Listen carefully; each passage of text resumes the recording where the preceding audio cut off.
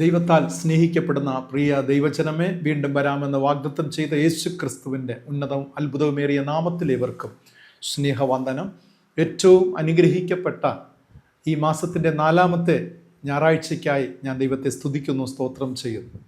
ഇക്കഴിഞ്ഞ കാലമൊക്കെ ദൈവവചനത്തെ പഠിക്കുവാനും ഗ്രഹിക്കുവാനും മനനം ചെയ്യുവാനും നമ്മുടെ ജീവിതത്തിൽ തിരുത്തലുകൾ വരുത്തുവാനും ദൈവം ആഗ്രഹിക്കുന്ന തരത്തിൽ നമ്മുടെ ജീവിതത്തെ പുനർനിർമ്മാണം ചെയ്യുവാനൊക്കെ ദൈവം നമ്മെ സഹായിച്ചു കൊണ്ടിരിക്കുകയാണ്. ആ വലിയവനായ ദൈവത്തിന് സ്തോത്രം ചെയ്യാൻ, മഹത്വപ്പെടുത്താം. ദൈവത്തിൻ്റെ വചനം എക്കാലത്തും നമുക്ക് ശക്തി തരിക മാത്രമല്ല, ബലപ്പെടുത്തുക മാത്രമല്ല, നമ്മെ പുനഃസ്ഥാപനം ചെയ്യുകയാണ്, പുനർനിർമ്മാണം ചെയ്യുകയാണ്. അതിലേക്കായിട്ട് നമുക്ക് ദൈവത്തിന് സ്തുതി സ്തോത്രം അർപ്പിക്കാം. ഇവരെയും ഹാർദവുമായി ഈ ദൈവവചന കേൾവിക്കായിട്ട് ഞാൻ സ്വാഗതം ചെയ്യുന്നു. കർത്താവ് നമ്മെ അനുഗ്രഹിച്ച് കാക്കുമാറാകട്ടെ. പ്രാർത്ഥനയോടുകൂടെ നമുക്ക് ഇന്നത്തെ ശുശ്രൂഷ ആരംഭിക്കാം. ഞാൻ പൂർണ്ണ ഹൃദയത്തോടെ നിനക്ക് സ്തോത്രം ചെയ്യും. ദേവന്മാരുടെ മുൻപാകെ ഞാൻ നിന്നെ കീർത്തിക്കും. ഞാൻ നിന്റെ വിശുദ്ധ മന്ദിരത്തെ നോക്കി നമസ്കരിച്ചു. നിന്റെ ദയയും വിശ്വസ്തത നിമിത്തം തിരുനാമത്തിന് സ്തോത്രം ചെയ്യും. നിന്റെ നാമത്തിന് മീതെയൊക്കെയും നീ നിന്റെ വാഗ്ദാനം മഹിമപ്പെടുത്തിയിരിക്കുന്നു. ഞാൻ വിളിച്ചപേക്ഷിച്ച നാളിൽ നീ എനിക്ക് ഉത്തരം അരുളി. എൻ്റെ ഉള്ളിൽ ബലം നൽകി എന്നെ ധൈര്യപ്പെടുത്തിയിരിക്കുന്നു. കണ്ണുകളടയ്ക്കാം, ദൈവത്തോട് നമുക്ക് പ്രാർത്ഥിക്കാം. സ്നേഹസമ്പന്നനായ സ്വർഗീയ പിതാവാം ഞങ്ങളുടെ നല്ല ദൈവമേ, രാജാതി രാജാവായ കർത്താവെ, ഞങ്ങൾ അങ്ങയെ മഹത്വപ്പെടുത്തുന്നു. ലോകരക്ഷിതാവായ കർത്താവായ യേശു ക്രിസ്തുവിന്റെ അത്ഭുതമേറിയ നാമത്തിൽ ആശ്രയിപ്പാനും വിശ്വസിപ്പാനും സ്നേഹിപ്പാനും ആരാധന കഴിപ്പാനും ഒക്കെ ഈ ആയുസ്സിൽ ദൈവം നൽകിയിരിക്കുന്ന മുഖാന്തരങ്ങൾക്കായി പിതാവെ ഞങ്ങൾക്ക് സ്തുതി സ്തോത്രങ്ങൾ കരയറ്റുന്നു. കർത്താവെ, അങ്ങ് മഹോന്നതനാകുന്നു, അങ്ങ് വല്ലഭത്വമുള്ള ദൈവമാകുന്നു, ഞങ്ങളെ സ്നേഹിക്കുന്ന ദൈവമാകുന്നു. കർത്താവെ, അവിടുത്തെ മാറ്റമില്ലാത്ത അചഞ്ചലമായ അനന്തമായ ദൈവികമായ വഴിനടത്തലുകൾ ഞങ്ങളുടെ ജീവിതത്തിന് രൂപാന്തരം, ഞങ്ങളുടെ ജീവിതത്തിന് നന്മയും വരുത്തുന്നതാക്കി അങ്ങ് തീർക്കുകൊണ്ട് സ്തോത്രം ചെയ്യുന്നു. പിതാവെ, മനോഹരമായ പ്രഭാതവേളയിൽ അങ്ങയുടെ വചനങ്ങൾ ധ്യാനിപ്പാൻ ഞങ്ങൾ ആവലോടുകൂടെ പ്രാർത്ഥനയോടെ കാത്തിരിക്കുന്നു. ഞങ്ങളോട് സംസാരിക്കണം, ഇടപെടണം, ഞങ്ങളുടെ ജീവിതത്തിന് ശക്തിയും ബലവും നൽകണം. ഞങ്ങളുടെ പ്രതീക്ഷകൾ വർദ്ധിക്കട്ടെ, പ്രത്യാശ വർദ്ധിക്കട്ടെ, കർത്താവിൻ്റെ വരവിലേക്കായി ഒരുങ്ങട്ടെ. അതിലേക്കായി ദൈവം സഹായിക്കണമെന്ന് പ്രാർത്ഥിക്കുന്നു. ദൈവിക വ്യവസ്ഥകളെ തകർക്കുന്നവരായിട്ടല്ല, അത് കർത്താവെ പണിയുന്നവരായിട്ട്, ആ പണിയുന്നതിൽ ഞങ്ങൾ പങ്കുള്ളവരായി ഞങ്ങളുടെ ജീവിതത്തെ ഒരുക്കുമാറാകണം. യേശു രക്ഷിതാവിൻ്റെ നാമത്തിൽ പ്രാർത്ഥിക്കുന്നു. പ്രാർത്ഥന കേൾക്കണമേ. ആമീൻ, ആമീൻ, ആമീൻ. പ്രിയമുള്ളവരെ, കഴിഞ്ഞ ആഴ്ചയിൽ ധ്യാനത്തിൻ്റെ ഒടുവിൽ ഒരു ചോദ്യം ചോദിക്കുകയുണ്ടായി. അതിപ്രകാരമാണ്: ആത്മീയ നിർമ്മാണം ഉള്ളിടത്ത് ലഭിക്കുന്നത് എന്താണ്? ആരാണോ ആത്മീയ നിർമ്മാണം വരുത്തുന്നത്, അവരുടെ ജീവിതത്തിൽ ഉണ്ടാകുന്നത് എന്താണ് എന്നതായിരുന്നു ചോദ്യം. അതിൻ്റെ ആൻസർ എല്ലാവരും ശരിയായിട്ട് രേഖപ്പെടുത്തിയിട്ടുണ്ട്. സന്തോഷമുണ്ട്. അതിൻ്റെ ആൻസർ സമാധാനമാണ്. ആരുടെ ഉള്ളിലാണോ ആത്മീയ നിർമ്മാണം നടത്തുന്നത്, അവിടെ സമാധാനം ഉണ്ടായിരിക്കും എന്നതാണ്. പ്രത്യേകിച്ചും ദൈവം നിങ്ങളെ അനുഗ്രഹിക്കട്ടെ. ഇന്നത്തെ ധ്യാനത്തിൻ്റെ ഒടുവിൽ ഒരു ചോദ്യമുണ്ടാകും. ശ്രദ്ധയോടെ തിരുവചന കേൾവിക്കായി നിങ്ങളെ ഞാൻ ആഹ്വാനം ചെയ്യുന്നു. കർത്താവ് നമ്മെ അനുഗ്രഹിക്കട്ടെ. ഇന്ന് പ്രഭാതത്തിൽ നാം ധ്യാനിക്കുവാൻ പോകുന്ന തിരുവചന വേദഭാഗം ആമോസ് പ്രവചന പുസ്തകം 8-ാം അധ്യായം 4 മുതൽ 7 വരെയുള്ള വചനങ്ങളെ ആസ്പദമാക്കി ദൈവീക വ്യവസ്ഥകളെ തകർക്കരുതേ എന്ന ചിന്തയാണ് ഇന്ന് പ്രഭാതത്തിൽ ധ്യാനിക്കുവാനായി പോകുന്നത്. ദൈവിക വ്യവസ്ഥകളെ തകർക്കരുതേ എന്ന ചിന്ത. വേദ പുസ്തകത്തിലെ കരുത്തനും ശക്തനും ശ്രേഷ്ഠനുമായ ഒരു പ്രവാചകനാണ് ആമോസ് പ്രവാചകൻ. ദൈവത്തിൻ്റെ സ്വന്തം ജനമായ ഇസ്രായേലിനെ കുറിച്ച് ഹൃദയത്തിൽ ഒരു വലിയ വേദന കൊണ്ടു നടന്ന ഒരു പ്രവാചകൻ കൂടിയായിരുന്നു ആമോസ് പ്രവാചകൻ. ചുരുക്കത്തിൽ ആമോസിനെ കുറിച്ച് പറയുന്ന ഇപ്രകാരമാണ്: Amos voice is the first voice in the conscious of the world എന്നതാണ്. അതായത് ലോകത്തിലെ സാമൂഹിക മനസാക്ഷിയുടെ ആദ്യ ശബ്ദം അത് ആമോസ് പ്രവാചകൻ്റെതായിരുന്നു എന്നതാണ്. സാമൂഹിക മനസാക്ഷിയുടെ ആദ്യ ശബ്ദം അത് ആമോസിൻ്റെതായിരുന്നു. വിശദമാക്കാം. അതായത് സാമൂഹിക നീതി. നാം ഇന്നെല്ലാവരും പറയുന്നത് പോലെ, പ്രത്യേകിച്ച് ഒരുപാട് ഡിബേറ്റുകളിലൊക്കെ പങ്കെടുത്തിട്ടുള്ളവരാകാം നാം ഒക്കെ. അവിടെയൊക്കെ ഏറെ ഇന്നും സമ്പാദിക്കപ്പെടുന്ന വിഷയമാണ് സോഷ്യൽ ജസ്റ്റിസ്, അതായത് സാമൂഹിക നീതി എന്നത്. ഈ സാമൂഹിക നീതി നാം അറിയുന്നതിന് മുൻപേ ഇതിനെക്കുറിച്ച് പ്രസംഗിച്ച ഒരു വ്യക്തിയാണ് ആമോസ് പ്രവാചകൻ. ഇതിനുള്ള പ്രധാന കാരണം എന്ന് പറയുന്നത്, അന്നത്തെ കാലഘട്ടത്ത്, ആമോസിന്റെ കാലഘട്ടത്ത് ഇസ്രായേലിയർക്ക്, ദൈവത്തിൻ്റെ സ്വന്തം ജനമായ ഇസ്രായേലിയർക്ക് പാവപ്പെട്ടവരോടുള്ള ഒരു സമീപനം എന്നത് ആമോസിനെ സംബന്ധിച്ച് നാണക്കേട് വരുത്തുന്ന തരത്തിലായിരുന്നു. വളരെ ഹീനമായിരുന്നു, വളരെ താഴ്ന്ന നിലവാരത്തിലായിരുന്നു ഇസ്രായേലിയർക്ക് സമൂഹത്തിലെ പാവപ്പെട്ടവരോടുള്ള ഒരു സമീപനം. ആമോസ് പ്രവാചകന്റെ കാലഘട്ടത്തിലെ ചില പ്രധാന പ്രത്യേകതകൾ നമുക്ക് നോക്കിക്കാണുവാൻ സാധിക്കും. അതിലേറ്റവും പ്രധാനപ്പെട്ടത്, നീതിയുള്ള ജീവിതം നയിക്കുവാൻ ദൈവം നൽകുന്ന പ്രതിഫലമാണ് പണവും സമ്പത്തും. ഇതായിരുന്നു ആ കാലഘട്ടത്തിലെ ഇവിടെ വിശ്വസിച്ച് പോകുന്നത്. അപ്പോൾ നീതിയുള്ള ജീവിതം നയിക്കുവാൻ, അതായത് ഒരു righteous living in A righteous life, ഒരു നീതിയുള്ള ജീവിതം നയിക്കുവാൻ വേണ്ടിയാണ് ദൈവം മനുഷ്യന് എന്ത് കൊടുക്കുന്നത്? പണവും സമ്പത്തും, മണി ആൻഡ് വെൽത്ത്. ഇതായിരുന്നു അവിടെ ചിന്ത. അപ്പോൾ അങ്ങനെയെങ്കിൽ നീതിപൂർവമായ ജീവിതം നയിക്കുവാൻ ദൈവം അതിനാവശ്യമായ പണവും സമ്പത്തും എല്ലാ കാലഘട്ടത്തും നൽകിക്കൊണ്ടിരിക്കുന്നു എന്ന വിശ്വാസം ഇസ്രായേലിയരുടെ അവിടെ ബ്ലഡിൽ ഉണ്ടായിരുന്നു എന്നതാണ്. ഇന്നത്തെ കാലഘട്ടത്ത് നമുക്കറിയാം, പ്രോസ്പെരിറ്റി ഗോസ്പൽ, സമൃദ്ധിയുടെ സുവിശേഷം.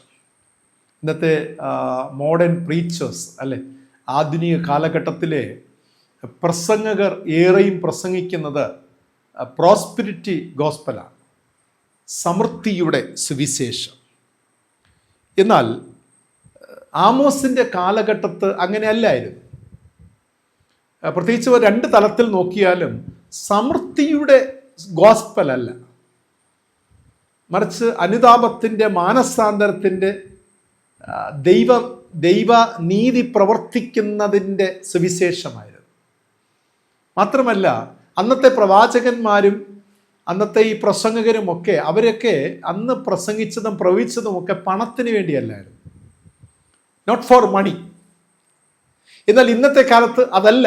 ഒരുപാട് കാലങ്ങൾ അല്ലെ, ഒരുപാട് സിറ്റുവേഷൻസ് ഒക്കെ മാറിക്കഴിഞ്ഞു. ഇന്ന് പണത്തെയും സമ്പത്തിനെ മാത്രം ഫോക്കസ് ചെയ്തുകൊണ്ട് പ്രസംഗിക്കുന്നവരുണ്ട്, അല്ലെങ്കിൽ സുവിശേഷം അറിയിക്കുന്നവരുണ്ട്. അവർ പ്രസംഗിക്കുന്നതും പ്രോസ്പെരിറ്റി ഗോസ്പൽ ആയിരിക്കും. അതായത് ചുരുക്കത്തിൽ പറഞ്ഞാൽ, അധികം സമ്പത്ത് ആർക്കാണോ ഉള്ളത് അവരെ ദൈവം അധികം സ്നേഹിച്ചിരിക്കുന്നു എന്ന ഒരു നിഗമനത്തിൽ എത്തി നിൽക്കുന്ന ഒരു കാലഘട്ടമാണ്. ശരിയല്ലേ പ്രിയമുള്ളവർ? ഈ കാലഘട്ടത്തിലെ ഒരു മന്ത്ര എന്ന് പറയുന്നത് അത് തന്നെയാണ്. എനിക്ക് അധിക പണമുണ്ടെങ്കിൽ, അധിക സ്ഥാനമാനങ്ങളുണ്ടെങ്കിൽ തന്നതാരാണ്? എല്ലാം ദൈവം തന്നു അല്ലേ? ദൈവം തന്നു. ദൈവം എന്നെ അത്രയധികം സ്നേഹിച്ചു. ചോദ്യം, എനിക്കിതൊന്നുമില്ല എങ്കിൽ where is God's love? Where is God's blessings? ദൈവ അനുഗ്രഹം എവിടെ? നിങ്ങളുടെ ചിന്തയ്ക്കായി വിടുകയാണ്. ചിന്തിക്കുക. അതായത് അധിക സമ്പത്തുള്ളവർ എന്നാൽ ദൈവം അവരെ അധികം സ്നേഹിച്ചു എന്നതാണ് ഈ കാലഘട്ടത്തിലെ സുവിശേഷം. അതുകൊണ്ട് അധികം അനുഗ്രഹത്തിനായിട്ട് എന്ത് ചെയ്യണം? ദൈവത്തോട് പ്രാർത്ഥിച്ചു കൊണ്ടേയിരിക്കണം, കൂട്ടായ്മകൾ പങ്കെടുത്തുകൊണ്ടേയിരിക്കണം. ഈ ഒരു ട്രെൻഡാണ് ഈ കാലഘട്ടത്തിൽ നാം കണ്ടുവരുന്നത്. കുറച്ചുകൂടെ നാം ഇതിനെക്കുറിച്ച് വിശദമാക്കുകയാണെങ്കിൽ, നാം നമ്മുടെ ജീവിതത്തിൻ്റെ സമഗ്ര മേഖലകളിലും ക്ഷേമമായിരിക്കുന്നു എങ്കിൽ അതിനർത്ഥം നമ്മുടെ ജീവിതത്തിൽ ദൈവത്തിൻ്റെ അംഗീകാരം ഉണ്ട്. എനിക്കൊന്നിനും കുറവില്ല, ഒന്നിനും മുട്ടില്ല, മരണമില്ല, രോഗമില്ല, ദുഃഖ ദുരിതങ്ങളില്ല, വിഷമതകളില്ല, ക്ലേശങ്ങളില്ല, എനിക്കെല്ലാം വെൽ സെറ്റിൽഡ് ആണ്, എല്ലാ സെറ്റിങ്സും എൻ്റെ ലൈഫിലുണ്ട്. അതിനർത്ഥം ഗോഡ്സ് അപ്രൂവൽ ഉണ്ട് എന്നതാണ്. ഇതാണ് ഇന്നത്തെ കാലഘട്ടത്തിൻ്റെ ഒരു കാഴ്ചപ്പാട്.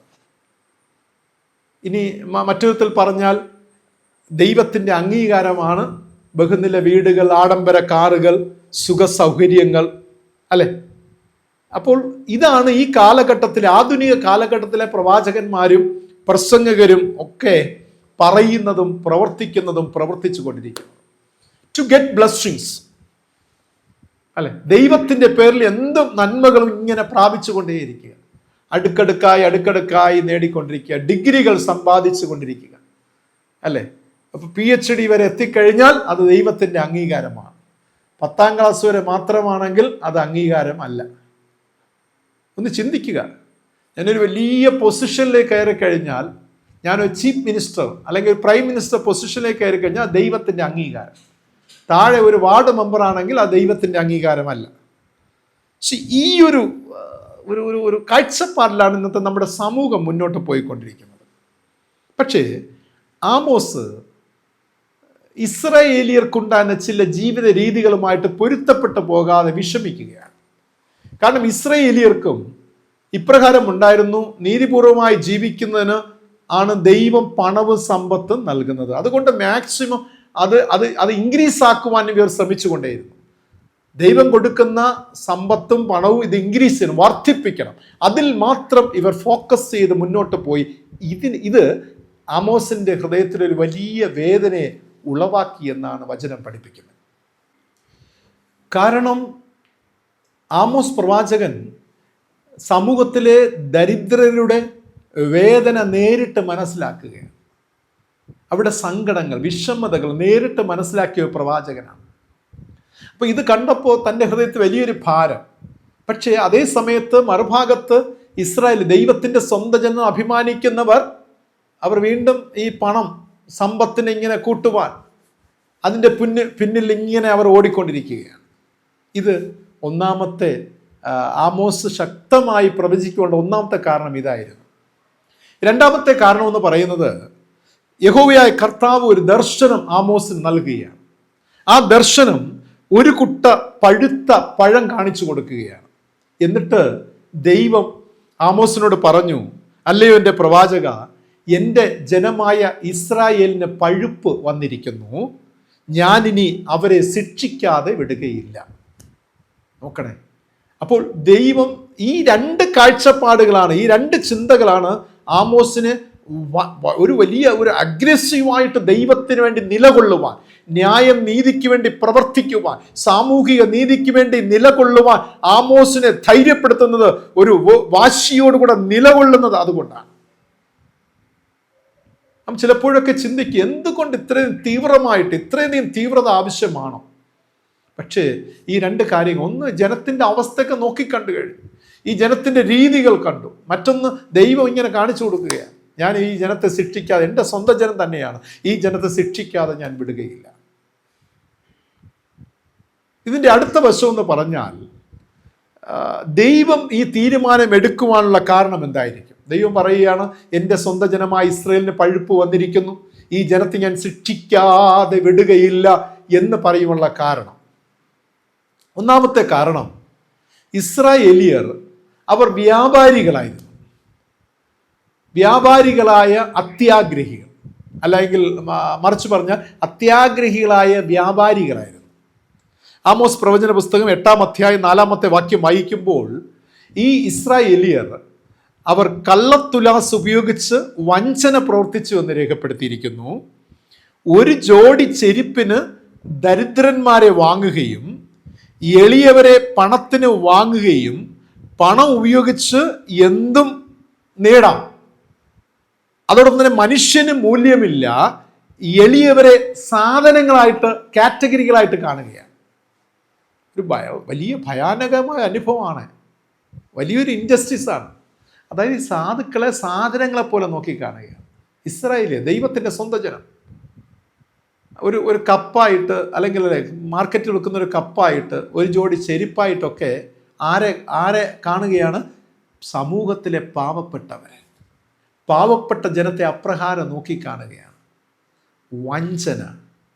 ഈ സാധാരണക്കാർ പാവങ്ങൾ എന്തെങ്കിലും വാങ്ങുവാനായിട്ട് കടയിൽ വരുമ്പോൾ കള്ളത്തുലാസ് ഉപയോഗിച്ച് കൂടുതൽ പൈസ സാധാരണക്കാരിൽ നിന്ന് വാങ്ങുകയും അത് സാധനങ്ങൾ കുറച്ച് കൊടുക്കുകയും ചെയ്യുന്ന ഒരു അനുഭവം.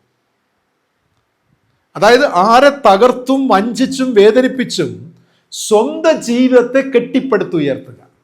പണത്തിന് മേലെ പണം, സ്ഥാനത്തിന് മീതെ സ്ഥാനം, ബഹുമാനത്തിന് മീതെ ബഹുമാനം. എന്നിട്ട് ഒടുവിൽ പറയും എന്താണ്? നീതിപൂർവമായി ജീവിക്കുവാൻ ദൈവം ഒരുപാട് അനുഗ്രഹിച്ചു, പണവും സമ്പത്തും നൽകി. സ്വന്തം ജീവിതത്തെ കെട്ടിപ്പടുത്തുയർത്തുക, സമ്പത്തിന്മേലെ വീണ്ടും കൂട്ടിക്കൂട്ടി വയ്ക്കുന്ന ഒരു പ്രകൃതം. ഇതാണ് ദൈവം ഈ ജനത്തെക്കുറിച്ച് പറഞ്ഞത്. ഒരു കുട്ട പഴുത്ത പഴത്തെ കാണിച്ച ശേഷം എൻ്റെ ജനത്തിന് പഴുപ്പ് വന്നിരിക്കുന്നു, ഞാൻ ഇവരെ ശിക്ഷിക്കാതെ വിടുകയില്ല. The creator talking about his creatures. തൻ്റെ സൃഷ്ടിയെക്കുറിച്ച് സൃഷ്ടിതാവ് ഇങ്ങനെ പറയണമെങ്കിൽ എന്തോരം വേദനപ്പെടുന്നുണ്ടായിരിക്കും അല്ലേ? ജനിച്ച മക്കളെക്കുറിച്ച് ഇങ്ങനെ ഒരു സ്റ്റേറ്റ്മെൻറ്റ് പറയണമെങ്കിൽ, ഞാൻ ഇവരെ ശിക്ഷിക്കാതെ വിടുകയില്ല എന്ന് പറയണമെങ്കിൽ എത്രത്തോളം ദൈവത്തിൻ്റെ ഹൃദയം വേദനിച്ച് കാണും. ദൈവത്തിൻ്റെ ഹൃദയം വേദനിക്കത്തക്ക രീതിയിൽ സാധുക്കളായ ജനങ്ങളെ എന്തോരം ഉപദ്രവിച്ചിട്ടായിരിക്കാം ദൈവം ഈ നിഗമനത്തിൽ, ഈ ഒരു തീരുമാനത്തിൽ എത്തുന്നത്. ദൈവം ഇങ്ങനെ ഒരു തീരുമാനം എടുക്കുവാണ് രണ്ടാമത്തെ കാരണം, സാധുക്കളെ നശിപ്പിക്കുക, ഇല്ലായ്മ ചെയ്യുക എന്നതായിരുന്നു ഈ ഇസ്രായേലിയുടെ ലക്ഷ്യം.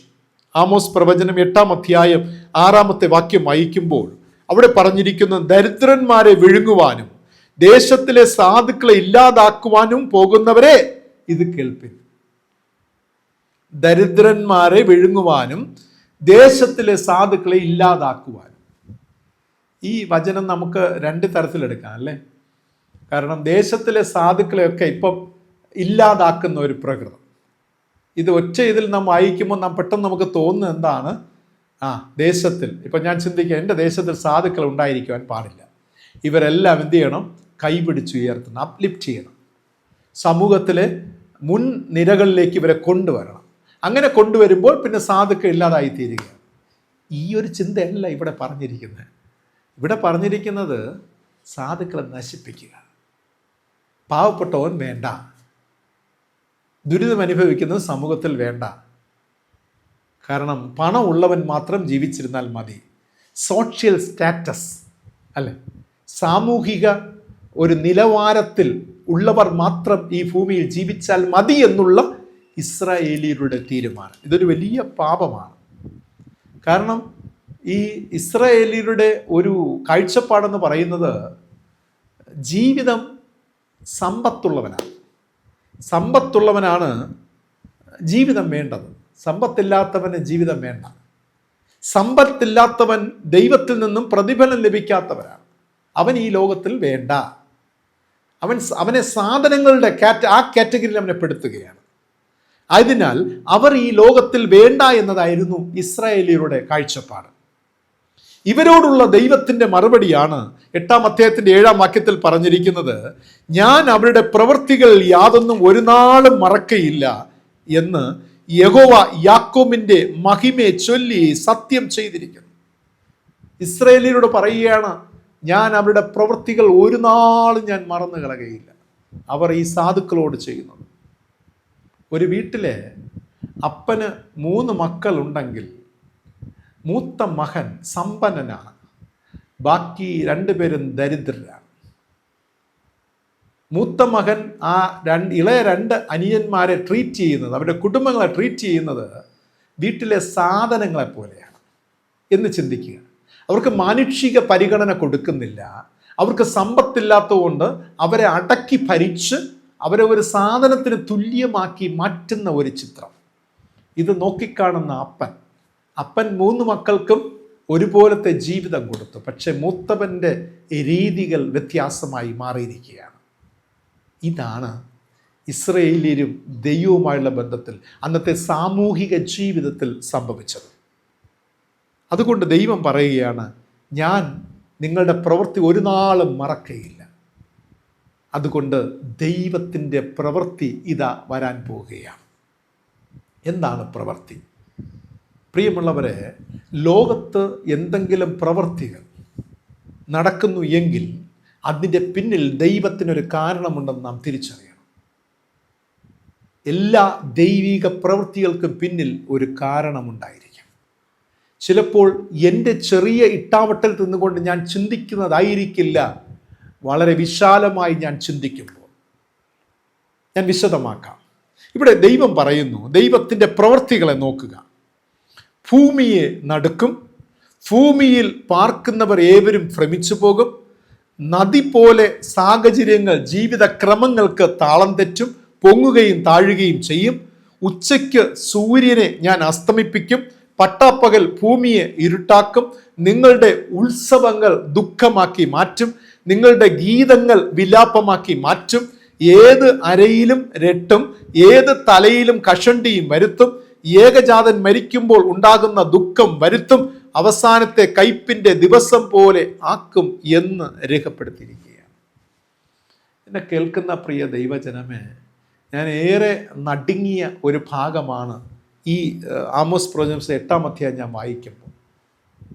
ഒരുപാട് ആത്മീയ സത്യങ്ങൾ ദൈവം എനിക്ക് വെളിപ്പെടുത്തി നൽകി. ഞാൻ ഇതിനെ ധ്യാനിക്കുമ്പോൾ ഞാൻ ചോദിക്കട്ടെ, എന്തുകൊണ്ടാണ് ലോകത്ത് ഈ പകർച്ചവ്യാധികൾ, അതുപോലെ തന്നെ ദുർമരണങ്ങൾ, അപകടങ്ങൾ, അനർത്ഥങ്ങൾ, പ്രകൃതി ദുരന്തങ്ങൾ സംഭവിക്കുന്നത്? ഇതിൻ്റെ പിന്നിലെല്ലാം ദൈവത്തിൻ്റെ ഒരു കയ്യൊപ്പുണ്ട് പ്രിയമുള്ളവർ. ഇതൊരിക്കൽ നിങ്ങൾ വിസ്മരിച്ച് കളയരുത്. സമൂഹത്തിൽ അനീതി പെരുകുമ്പോൾ, അക്രമങ്ങൾ പെരുകുമ്പോൾ ദൈവം അനർത്ഥത്തെ സൃഷ്ടിക്കുകയാണ്, അനർത്ഥത്തെ കൊണ്ടുവരികയാണ്. ഒരുപക്ഷെ നാം അതിനെക്കുറിച്ച് ഡീപ്പായിട്ട് ചിന്തിക്കാത്തത് കൊണ്ടാണ്. ഒരു വലിയ പാൻഡമിക് അല്ലെ, COVID-19 നമുക്കറിയാം. കൊറോണ വൈറസിലൂടെ എത്രയോ ലക്ഷങ്ങൾ മരിച്ചു ലോകമെമ്പാടും. ലോകത്തെ തന്നെ സ്തംഭിപ്പിച്ചു, ഫ്രീസ് ചെയ്തു. ലോകത്തിലെല്ലാ സിസ്റ്റത്തെയും ഫ്രീസ് ചെയ്ത അല്ലെ ഈ കാലഘട്ടം നമ്മുടെ കണ്ണുകൊണ്ട് നാം നേരിട്ട് അനുഭവിച്ച ഒരു കാലഘട്ടമായിരുന്നു കൊറോണ വൈറസിൻ്റെ കാലഘട്ടം. എന്താണ് നാം അതിൽ നിന്ന് പഠിച്ചത്?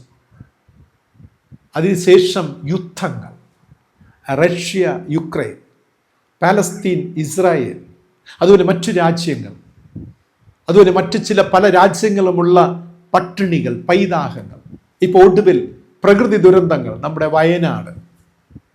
ഇത്രയധികം ദുരന്തങ്ങൾ അതിനകത്ത് എന്തുകൊണ്ട്? Why it is happening? പാപം, അനീതി, സമൂഹത്തിൽ അനീതി പെരുകുമ്പോൾ, അക്രമങ്ങൾ പെരുകുമ്പോൾ മനുഷ്യൻ്റെ ഹൃദയത്തിലെ സന്തോഷത്തെ ദൈവം പറിച്ചെടുക്കുകയാണ്. പക്ഷെ നാം ചിന്തിച്ചു നോക്കും, ദൈവമേ, ആ വയനാട്ടിലെ അവിടുത്തെ കുറച്ച് പാവങ്ങൾ മരണപ്പെട്ടിട്ട് എന്താണ്? പക്ഷെ ഇതൊക്കെ ദൈവികമായ നിയോഗങ്ങളാണ്, ദൈവിക പ്രവൃത്തിയാണ്. ഇതൊരിക്കലും നമുക്കിതിൽ നിന്ന് മാറി നിന്ന് ചിന്തിക്കുവാൻ കഴിയുന്നതല്ല. ഇങ്ങനെയുള്ള അനർത്ഥങ്ങൾ വരുമ്പോൾ നാം ഭ്രമിച്ചു പോകരുത് പ്രിയമുള്ളവരെ. ഇതൊക്കെ ദൈവത്തിൻ്റെ പ്രവൃത്തിയാണ്. നോക്കുക, ഇവിടെ പറഞ്ഞിരിക്കുന്നു, നിങ്ങളുടെ ഉത്സവങ്ങൾ ദുഃഖമാക്കി മാറ്റും. ഈ ഒരു വയനാട് ഇൻസിഡൻറ്റ് വന്ന സമയത്ത് തന്നെ ഉടനെ സംസ്ഥാനം പറയുകയാണ്, ഈ വർഷം ഓണാഘോഷങ്ങളെല്ലാം നമ്മൾ നിർത്തിവെക്കുകയാണ്. നോക്കണേ, ബൈബിൾ പറയുന്നു, നിങ്ങളുടെ ഉത്സവങ്ങൾ ദുഃഖമാക്കി മാറ്റും. ചില വീടുകളിൽ അല്ലേ, ഈ കഴിഞ്ഞ ദിവസമൊക്കെ പത്രങ്ങൾ വായിക്കുമ്പോൾ വേദനപ്പെടുത്തിയ അനുഭവം ഉണ്ടായിരുന്നു. ഒരു അപ്പനും അമ്മയും 2 കുഞ്ഞുങ്ങളുമായിട്ട് അല്ലേ ഒരു വീടൊക്കെ പണിത് പിറ്റേ ദിവസം പാല് കാച്ചാണ് സാധനം എന്തൊക്കെ വാങ്ങിയിട്ട് വരുമ്പോൾ പെട്ടെന്ന് ബൈക്ക് ആക്സിഡൻ്റായി ആ ഹൗസ് ഓണർ പുള്ളി മരണപ്പെടുകയാണ്. പിറ്റേന്ന് ഹൗസ് വാമിങ്ങാണ്. ഇവിടെ പ്രതീക്ഷകൾ നിരാശയായി മാറുകയാണ്. ഈ ഒരു കുഞ്ഞ് ഇൻസിഡൻറ്റ് ഇന്ന് ലോകത്തിലെല്ലാം ഒന്ന് ചിന്തിച്ച് നോക്കിയേ അല്ലേ. ഒരു വലിയ ആഘോഷയാത്ര, ഒരു വിനോദയാത്ര പോകാൻ താല്പര്യപ്പെടുന്നു, പെട്ടെന്ന് പറയും അവിടെ ഒരു അനർത്ഥം, എല്ലാം പോകുന്നു. നമ്മൾ പല കാര്യങ്ങൾ ചെയ്യുവാൻ മുൻവരുമ്പോൾ തടസ്സങ്ങൾ, പ്രതികൂലങ്ങൾ, ഇങ്ങനെയൊക്കെ സംഭവിക്കുകയാണ്. ഇതൊക്കെ എഴുതപ്പെട്ട നിയമങ്ങളാണ്. വേദപുസ്തകം പറയുന്നു, മനുഷ്യൻ്റെ പാപം എവിടെയോ ആരൊക്കെയോ കൂട്ടം ചേർന്ന് പാപം ചെയ്തുകൊണ്ടിരിക്കുന്ന പരിണിത ഫലങ്ങളാണ് ദൈവം ദേശത്തെ സന്ദർശിച്ചു കൊണ്ടിരിക്കുന്നത്. അപ്പോൾ നമുക്ക് ചോദ്യമുണ്ടാകാം, പാപം ചെയ്യുന്നവനെ മാത്രം ശിക്ഷിച്ചാൽ പോരെ അല്ലേ? ഭൂമിയുടെ സന്തുലിത അവസ്ഥയുണ്ടല്ലോ, ജീവിതത്തിൻ്റെ സമഗ്ര വശങ്ങളും ദൈവം ഇങ്ങനെ സസ്റ്റെയിൻ ചെയ്യുന്നത് ദൈവത്തിൻ്റെ ചില പ്രത്യേക പദ്ധതികളിലൂടെയാണ്, ചില പ്രത്യേക പദ്ധതികളിലൂടെ അല്ലേ? പാപം ചെയ്യുവാൻ പ്രേരിപ്പിച്ച പിശാച് ഇന്നും ഊടാടി സഞ്ചരിച്ചു കൊണ്ട് നിൽക്കുമ്പോൾ പാപം ചെയ്യുന്ന ദേഹിയല്ലേ മരണപ്പെട്ടുകൊണ്ടിരിക്കുന്നത്. സത്യമല്ലേ പ്രിയമുള്ളവർ? ഒരുപാട് നഗ്ന സത്യങ്ങൾ നമുക്ക് കാണുവാൻ സാധിക്കും. നമ്മുടെ അഹക്കണ്ണുകൾ തുറന്ന് ഓരോ സംഭവങ്ങളുടെയും ദുരന്തങ്ങളുടെയും ആഴത്തിലേക്ക് നാം അഹക്കണ്ണുകൾ തുറന്ന് നോക്കിയാൽ നമ്മെ ഞെട്ടിപ്പിക്കുന്ന ഒരുപാട് പ്രപഞ്ച സത്യങ്ങൾ നമുക്ക് നോക്കിക്കാണുവാൻ സാധിക്കും. ദൈവം ഉൾപ്പെട്ടിരിക്കുന്ന പ്രപഞ്ച സത്യങ്ങൾ. അതുകൊണ്ടാ പ്രിയമുള്ളവരെ, ഈ ദുരന്തങ്ങളൊക്കെ നാം കേൾക്കുമ്പോഴും കാണുമ്പോഴും ബൈബിൾ പറയുന്നത് ഭ്രമിക്കരുത്. ഭ്രമിച്ച് നോക്കേണ്ട. ഈ ഭ്രമിച്ചിട്ട് കാര്യമില്ല, കൈകാലം ചടിച്ചിട്ടൊന്നും കാര്യമില്ല. കാരണം എൻ്റെ ജനത്തിന് പഴുപ്പ് വന്നിരിക്കുന്നു. എൻ്റെ ജനത്തിൻ്റെ അകൃത്യം ഏറെ വർദ്ധിച്ചിരിക്കുന്നു. കണ്ണുണ്ടായിട്ടും കാണാതെ, ചെവിയുണ്ടായിട്ടും കേൾക്കാതെ, സ്വാർത്ഥതകളും അഹങ്കാരങ്ങളും ഒക്കെ ഏറെ വർദ്ധിച്ചു കൊണ്ടേയിരിക്കുകയാണ്. ആരും ആരെയും കരുതുന്നില്ല, ആരും ആരെയും സ്നേഹിക്കുന്നില്ല, ആരും ആരുടെയും ജീവിതത്തിൽ ഒന്നുമില്ലാതെയായി തീർക്കപ്പെട്ടുകൊണ്ടിരിക്കുന്ന ഒരു കാലഘട്ടം. പ്രിയമുള്ളവരെ, ഇവിടെ വേദപുസ്തകം പറയുന്നു, ഈ ഒരു അവസ്ഥാനത്ത് ഇതിൻ്റെ എൻഡ് എന്താണ്? ലോകം ഇങ്ങനെ പോയാൽ, ലോകം ഇങ്ങനെ സാമൂഹിക നീതി അത് മലിനമാക്കപ്പെട്ട് ആർക്കും ജസ്റ്റിസ് ഇല്ലാതെ, അതല്ലേ ഇന്ന് കാണുന്ന, അതല്ലേ പ്രിയമുള്ളവരെ? കോടതികളിൽ പോയാലും സ്റ്റേഷനിൽ പോയാലും മതപരമായ പ്രസ്ഥാനങ്ങൾ നോക്കിയാലും രാഷ്ട്രീയ മേഖല നോക്കിയാലും എന്താണ്? ഒരിടത്തും ജസ്റ്റിസ് ഇല്ല, നീതിയില്ല. എല്ലായിടത്തും ഓരോ മേഖലകളായി, ഓരോ വിഭാഗങ്ങളായി നാം നോക്കുമ്പോൾ എല്ലായിടത്തും നമുക്ക് നോക്കിക്കാണുവാൻ കഴിയുന്നത് പ്രിയമുള്ളവരെ അനീതിയും വഞ്ചനയും അക്രമവും അരാജകത്വമല്ല. ഇത് കാണുന്ന ഒരു ദൈവമില്ലേ പ്രിയമുള്ളവരെ? മനുഷ്യനെ കീഴ്പ്പെടുത്തുവാൻ, മനുഷ്യനെ തളർത്തുവാൻ ദൈവം ശ്രമിക്കുന്നില്ലേ? ചോദ്യം ഇതാണ്. മനുഷ്യനെ തളർത്തുവാൻ, മാനുഷിക ബുദ്ധിയെ തളർത്തുവാൻ, അവന്റെ സമ്പത്ത് വ്യവസ്ഥയെ തകർക്കുവാൻ ദൈവിക പദ്ധതികൾ പ്രിയമുള്ളവരെ. തന്നവൻ തന്നെ നട്ടവൻ തന്നെ പറിച്ചു കളയുന്ന അനുഭവങ്ങൾ, രാജ്യത്തിന്, ദേശത്തിന്, സംസ്ഥാനത്തിന് വിഭവങ്ങൾ നൽകിയ ദൈവം തന്നെ അതിനെ പറിച്ചു കളയുന്നില്ലേ? മനുഷ്യനെ ശൂന്യതയിലേക്ക് കൊണ്ടുവരുന്നില്ലേ? കാരണം ജനത്തിൻ്റെ പാപം, ജനത്തിൻ്റെ പാപം. അവിടെ ക്രൈസ്തവനെന്നില്ല, അവിടെ മുസൽമാനെന്നില്ല, അവിടെ ഹൈന്ദവനെന്നില്ല, അവിടെ ഉയർന്നവൻ താഴ്ന്നവനെന്നില്ല, അവിടെ സമ്പന്നൻ ദരിദ്രൻ എന്നില്ല. പ്രിയരെ ഓർക്കുക, ഇവയെല്ലാം നിയന്ത്രിക്കുന്ന ഒരു ദൈവമുണ്ട് പ്രിയമുള്ളവരെ. സാമൂഹിക നീതിക്ക് കോട്ടം വരുമ്പോൾ, അവിടെ നഷ്ടം സംഭവിക്കുമ്പോൾ ദൈവം സകലവും തകർക്കുകയാണ്. മനുഷ്യൻ്റെ സമാധാനത്തെ എടുത്തു കളയുകയാണ്. ഇവിടെ ബൈബിൾ പറയുന്നു, നിങ്ങളുടെ ഉത്സവങ്ങൾ ദുഃഖമാക്കി മാറ്റും, നിങ്ങളുടെ ഗീതങ്ങൾ വിലാപമാക്കി മാറ്റും, പട്ടാ പകൽ പോലെ ഭൂമിയെ ഇരുട്ടാക്കി മാറ്റും. അതുകൊണ്ടാണ് കഴിഞ്ഞ ഞായറാഴ്ച ധ്യാനിച്ചത്, അതിക്രമങ്ങളെ വിട്ട് ദൈവത്തിങ്കിലേക്ക് തിരിയുക, ഡ്രോ നിയർ ടു ഗോഡ് എന്നുള്ളത്. ബൈബിൾ പറയുന്നു, ഇത്രയും ആകുമ്പോൾ ജനത്തിനൊരു വിശപ്പുണ്ടാകും, ജനത്തിനൊരു വലിയ വിശപ്പുണ്ടാകും. കാരണം തങ്ങൾ ആശ്രയിച്ച സമ്പത്തും പണവും സകലവും നഷ്ടമാകുമ്പോൾ, ദൈവം കൊടുത്തതിനെ ദൈവം പറിച്ചു കളയുമ്പോൾ ജനത്തിന് ഒരു വിശപ്പ്, അല്ലെ, ഒരു ഹംഗ്രി ഉണ്ടാകുകയാണ്. അത് എന്ത് ഹംഗ്രിയാണെന്ന് അറിയാമോ? 8-ാം അധ്യായം 11-ാം വാക്യത്തിൽ പറഞ്ഞിരിക്കുന്നു, അപ്പത്തിനായുള്ള വിശപ്പല്ല, വെള്ളത്തിനായുള്ള ദാഹവുമല്ല, യഹോവയുടെ വചനങ്ങൾ കേൾക്കേണ്ടെന്നുള്ള വിശപ്പ് തന്നെ ഞാൻ ദേശത്തേക്ക് അയക്കുമെന്ന് പറയുകയാണ്. ഹല്ലേലൂയ, ആമേൻ. അപ്പത്തിനായുള്ള വിശപ്പല്ല, വെള്ളത്തിനായുള്ള ദാഹവുമല്ല, ദൈവത്തിന്റെ വചനം കേൾക്കുവാനുള്ള വിശപ്പത്രേ ഞാൻ ഈ ദേശത്തേക്ക് അയക്കുമെന്ന് പറയുകയാണ്.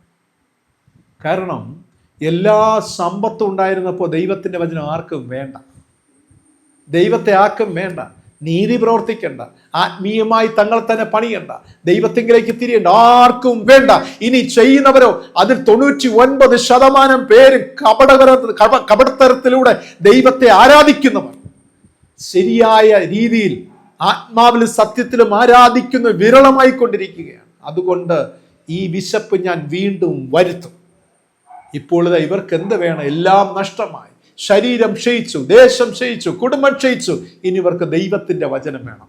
വീണ്ടും തങ്ങളെ പണിയണമെങ്കിൽ ദൈവത്തിന്റെ സഹായം വേണം. അതുകൊണ്ട് വചനത്തിനായിട്ട് ഓടുകയാണ്, പ്രാർത്ഥനയ്ക്കായി ഓടുകയാണ്. പണവും സമ്പത്തും കീർത്തിയും ഉയർച്ചയും മാത്രമാണ് ജീവിതത്തിൽ വലുതെന്ന് കരുതിയുന്നവർ ഇവകളെ ഇതാ വലിച്ചെറിഞ്ഞിട്ട് വചനത്തിനായി ഓടുകയാണ്. പക്ഷെ വേദപുസ്തകം പറയുന്നു ഇവർക്ക് കിട്ടുകയില്ല, വചനം കിട്ടുകയില്ല. ആമേൻ. അതാ ഞാൻ പറഞ്ഞു, എന്നെ നടുക്കിയ ചില സംഭവങ്ങൾ. ഇവർ വിശപ്പോട് ഓടും. ആരെങ്കിലും എനിക്കൊന്ന് ദൈവവചനം കേൾപ്പിക്കണേ, ദൈവവചനം പറഞ്ഞു തരണേ, ആരെങ്കിലും എനിക്ക് വേണ്ടി പ്രാർത്ഥിക്കണേ. കിട്ടുകയില്ല. ഒരൊറ്റ മനുഷ്യനെ പോലും കിട്ടുകയില്ല എന്ന വചനം പഠിപ്പിക്കുന്നത്. പ്രിയമുള്ളവരെ, ദൈവിക ക്രമങ്ങളെ മനുഷ്യന്റെ ശക്തിയും ബുദ്ധിയും യുക്തിയും ഉപയോഗിച്ച് തകർക്കപ്പെടുമ്പോൾ ദൈവവും മിണ്ടാതിരിക്കുകയില്ല എന്ന സത്യം നിങ്ങൾ മറക്കരുത്. ഈ ലോകത്തിൽ ഇത് എപ്പോഴും നാം മനസ്സിലാക്കിയിരിക്കേണ്ട ഒരു സത്യമാണ്. ഇന്നത്തെ ഈ കാലഘട്ടം അങ്ങനെയല്ലേ? ദൈവിക പദ്ധതി സെറ്റിംഗ് വ്യവസ്ഥിതികളെ മനുഷ്യൻ തകർത്തുകൊണ്ടേയിരിക്കുകയാണ്. ദൈവിക വ്യവസ്ഥകളെ മനുഷ്യൻ തകർക്കുകയാണ്. അതിന് മനുഷ്യൻ തൻ്റെ ബുദ്ധിയും യുക്തിയും സമ്പത്തും ശക്തിയും ഒക്കെ ഉപയോഗിച്ചാണ് മനുഷ്യൻ ദൈവിക വ്യവസ്ഥകളെ, ഗോഡ്സ് സെറ്റിങ്സിനെ തകർക്കുന്നത്. ഒരു ബോംബിട്ട് തകർക്കുന്നത് പോലെ ഈ ഭൂമിയിലെ ദൈവിക മൂല്യങ്ങളെ മനുഷ്യൻ തകർത്ത് കളഞ്ഞു. അതിൻ്റെ പരിണിത ഫലമാണ് ദൈവം നട്ടതിനെ ദൈവം പറിച്ചു കളയുന്ന അനുഭവം, ദൈവം പണിതതിനെ ദൈവം ഇടിച്ചു കളയുന്ന ഒരനുഭവം. മറന്നു പോകരുത്, ദൈവിക വ്യവസ്ഥകളെ മനുഷ്യൻ തകർത്താൽ ദൈവം മിണ്ടാതിരിക്കുകയില്ല. ദൈവിക വ്യവസ്ഥകളെ തകർത്തതിൻ്റെ അനന്തര ഫലങ്ങളാണ് പകർച്ചവ്യാധികൾ, പ്രകൃതി ദുരന്തങ്ങൾ, യുദ്ധങ്ങൾ, ക്ഷാമങ്ങൾ, ഭൂകമ്പങ്ങൾ, അങ്ങിങ്ങുണ്ടാകുന്ന അനർത്ഥങ്ങൾ, വിലാപങ്ങൾ, ദുഃഖങ്ങൾ, വേദനകൾ. മനുഷ്യന്റെ ചിന്തകൾക്ക് വിപരീതമായിട്ട്, ആഗ്രഹവിപരീതമായി ലോകത്തിൽ പലതും സംഭവിച്ചു കൊണ്ടിരിക്കുന്നു. ദൈവവും തകർത്ത് തുടങ്ങും. മനുഷ്യൻ ദൈവിക വ്യവസ്ഥിതികൾ തകർക്കുമ്പോൾ ദൈവവും മനുഷ്യനെയും മനുഷ്യന്റെ ആവാസ വ്യവസ്ഥകളെയും തകർക്കും എന്ന സത്യം നാം തിരിച്ചറിയണം. ദൈവം തകർത്ത് തുടങ്ങിയാൽ അത് തടുക്കുവാൻ ആരാലും കഴിയുന്നതല്ല. അതിൽ സഭ, വിശ്വാസി, കുടുംബം, പ്രസ്ഥാനം, ദേശം, രാഷ്ട്രം, രാജ്യം എന്നിവയൊന്നുമില്ല. പ്രിയമുള്ളവരെ, നമ്മൾ ഒരു വിശ്വാസി ഇരുന്ന് പ്രാർത്ഥിക്കും, ഒരു കുടുംബം എന്ന് പ്രാർത്ഥിക്കും, യേശുവേ അനർത്ഥം വരരുതേ വരരുതേ വരരുതേ. അതൊന്നുമല്ല. ദൈവം ഇറങ്ങിക്കഴിഞ്ഞാൽ എല്ലാവരെയും സ്മാഷ് ആക്കും. പ്രിയമുള്ളവരെ, അവിടെ പ്രസ്ഥാനങ്ങളോ ക്രൈസ്തവ പ്രസ്ഥാനങ്ങളൊന്നും പറഞ്ഞിട്ട് കാര്യവുമില്ല. ഞാൻ പറഞ്ഞു വരുന്നത് കാരണം ദൈവിക വ്യവസ്ഥകളെ തകർത്തവരെ ദൈവം തകർക്കുമെന്നാണ്. എത്ര വലിയ അനീതി ഈ കാലഘട്ടത്തിൽ നടന്നുകൊണ്ടിരിക്കുന്ന പ്രിയമുള്ളവർ. എല്ലാ മതങ്ങളിലേക്കും നോക്കുക, എല്ലാ രാഷ്ട്രങ്ങളിലേക്കും നോക്കുക, എല്ലാ രാഷ്ട്രീയ തത്വ സംഹിതകളിലേക്കൊന്ന് ഇറങ്ങിച്ചെല്ലുക. എവിടെ നോക്കിയാലും അല്ലെ, ഇൻജസ്റ്റിസ്, സോഷ്യൽ ഇൻജസ്റ്റിസ്, സാമൂഹിക അനീതികൾ, രാഷ്ട്രീയ അനീതികൾ, മതപരമായ അനീതികൾ ഏറെ വർദ്ധിച്ചു കൊണ്ടിരിക്കുകയാണ്. എല്ലാം ഒരുമിച്ച് തകർക്കപ്പെടുമെന്ന് ആ വചനം പഠിപ്പിക്കുന്നത്. ആയതിനാൽ ഞാൻ ദൈവത്തെ സ്നേഹിക്കുന്ന, ദൈവവചനത്തെ മുറുകെ പിടിക്കുന്ന സത്യവിശ്വാസികളോട്, ക്രിസ്തുവിൽ ജീവിക്കുന്ന മക്കളോട് ഞാൻ പറയുന്നത്, ദുരന്തങ്ങൾ കണ്ട്, യുദ്ധങ്ങൾ കണ്ട് നിങ്ങൾ ഭ്രമിക്കരുത്. പകരം ക്രിസ്തുവിൽ ജീവിക്കുന്നവർ ദൈവവചനത്തെ മുറുകെ പിടിക്കുക. ദുരന്തങ്ങൾ കണ്ട് നിങ്ങൾ ഭ്രമിച്ചു പോകരുത്. ഇത് നടക്കും, നടക്കേണ്ടുന്നതാകും. നിങ്ങൾ സത്യവചനത്തെ മുറുകെ പിടിക്കുക, ദൈവത്തെ ജീവിതത്തോട് ചേർത്ത് പിടിക്കുക. ചിലപ്പോൾ നാമുമൊക്കെ ആ ദുരന്തത്തിൻ്റെ ഒരു ഭാഗമായി മാറിയേക്കാം, നാമും യുദ്ധത്തിൻ്റെ ഒരു ഭാഗമായി മാറിയേക്കാം. നാം ഒരു പകർച്ചവ്യാധിയുടെ ഭാഗമായി മാറിയേക്കാം. എങ്കിൽ പോലും നിങ്ങൾ ജീവനുള്ള ദൈവത്തെയും ജീവനുള്ള വചനത്തെയും നിങ്ങൾ വിട്ടുമാറരുത്, മുറുകെ പിടിക്കണം. പ്രിയമുള്ളവരെ, ദൈവിക വ്യവസ്ഥകളെ കളങ്കപ്പെടുത്തരുത്, ദൈവിക വ്യവസ്ഥിതികളെ തകർക്കരുത്. ആമോസ് പറഞ്ഞതുപോലെ തന്നെ സങ്കീർത്തനക്കാരൻ പറഞ്ഞു, എളിയവനെ ആദരിക്കുന്നവൻ ഭാഗ്യവാൻ. മനുഷ്യൻ മനുഷ്യനെ ആദരിക്കണം, ബലഹീനരെ താങ്ങണം, കഷ്ടതയിലിരിക്കുന്നവരെ സഹായിക്കണം, അവരെ കരുതണം. അതാണ് നമ്മെ ഏൽപ്പിച്ചിരിക്കുന്ന ഒരു വലിയ ഉത്തരവാദിത്വം. പ്രിയമുള്ളവരെ, സമൂഹത്തിൽ എന്താണോ ബലഹീനമായത് അതിനെ അപ്ലിഫ്റ്റ് ചെയ്തുകൊണ്ട് നമ്മെ കൊണ്ട് കഴിയണം. അല്ലാതെ ഉയർന്നിരിക്കുന്നതിനെ വീണ്ടും ഉയർത്തുവാനല്ല ദൈവം നമ്മെ ഈ ലോകത്താക്കിയിരിക്കുന്നത്. ഉയർന്നതിനെ ഉയർത്തുവാനല്ല, താണിരിക്കുന്നതിനെ ഉയർത്തുവാൻ കഴിയണം. അവിടെയാണ് ജീവിതത്തിൻ്റെ മനോഹാരിത. ഒരു ഉയർന്നിരിക്കുന്ന 100 ഡിഗ്രിയിലിരിക്കുന്ന ഒരു സംഭവം അത് 25 ഡിഗ്രിയിലിരിക്കുന്ന ഒരു സംഭവത്തെ ഉയർത്തണമെങ്കിൽ പ്രിയമുള്ളവരെ, ഈ 100 താണ് 50ലേക്ക് വരണം, അല്ല 75ലേക്ക് വരണം, 60ലേക്ക് വരണം. എങ്കിൽ മാത്രമേ ഈ താണിരിക്കുന്ന 25നെ ഉയർത്തിക്കൊണ്ടുവരുവാൻ കഴിയുകയുള്ളൂ. അപ്പോൾ അവിടെ തുല്യത വരികയാണ്, അവിടെ തുല്യത വരികയാണ്. എത്ര ധന്യമായ ജീവിതമായിരിക്കും അത് പ്രിയമുള്ളവരെ.